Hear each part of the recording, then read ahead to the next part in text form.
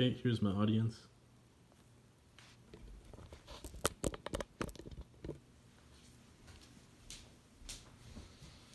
In Batman Begins, Thomas Wayne says, "Why do we fall, Bruce? So we can learn to pick ourselves up."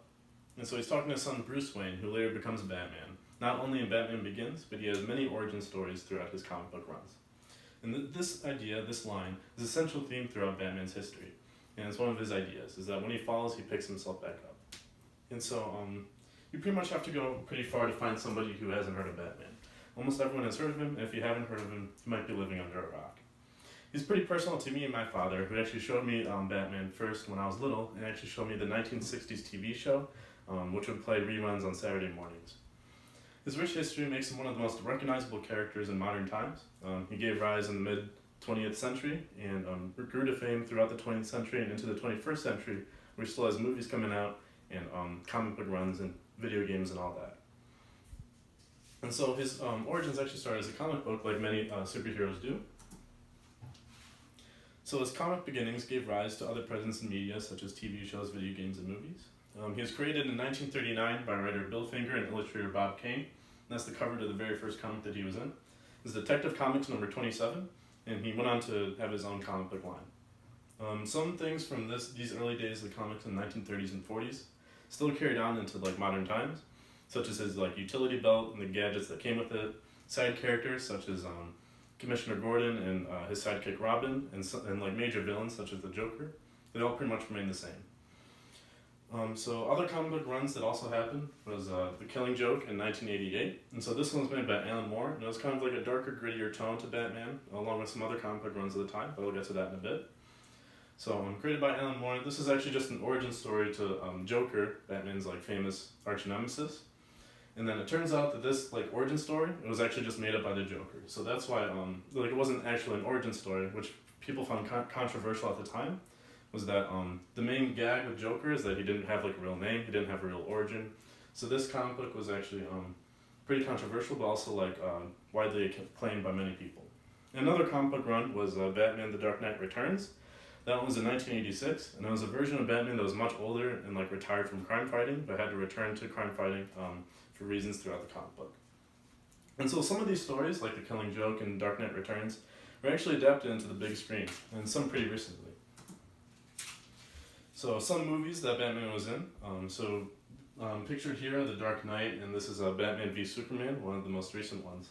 So some actors that portrayed Batman in the 1960s TV show, like I mentioned, and a movie that came out of that TV show, that was portrayed by Adam West. That was much more campier comic book style, so the boom pow kind of Batman style there. And he had a sidekick Robin alongside with him, and they explored many Batman villains, but like I said, it was much more family friendly, funny, comic booky type thing. And so after that came Michael Keaton in 1989, just titled Batman, and that was directed by Tim Burton, along with that sequel, Batman Returns. So those two movies were a little bit darker, but also explored some more about the setting of Gotham in general, which was kind of just this rundown city and crime ridden and everything like that. There is an actor who portrayed the Joker, so that actor was Jack Nicholson, and that's probably one of the most famous versions of the Joker, along with two other ones that I'll get to later. And then you also have in the mid '90s that in Batman Forever, that was portrayed by Val Kilmer, and then its sequel was Batman and Robin, and that was portrayed by George Clooney. And those two versions weren't really popular at the time. They were pretty, and still today, they were met with negative reviews and everything. And so in the early 2000s came the Dark Knight trilogy. So that's the Dark Knight right there, and so that included Batman Begins, The Dark Knight, and The Dark Knight Rises. And so those movies, Batman was portrayed by Christian Bale, and the director was Christopher Nolan. And so those were much darker, even darker than the ones in the 80s. You have villains such as Scarecrow and Heath Ledger's The Joker, who was actually won, I think, Best Actor, Best Supporting Actor at the time, posthumously after his death. The Dark Knight is one of the most widely renowned comic book movies. Some may say it's probably the best comic book movie of all time. And so after that, after the trilogy came this version of Batman, so Ben Affleck.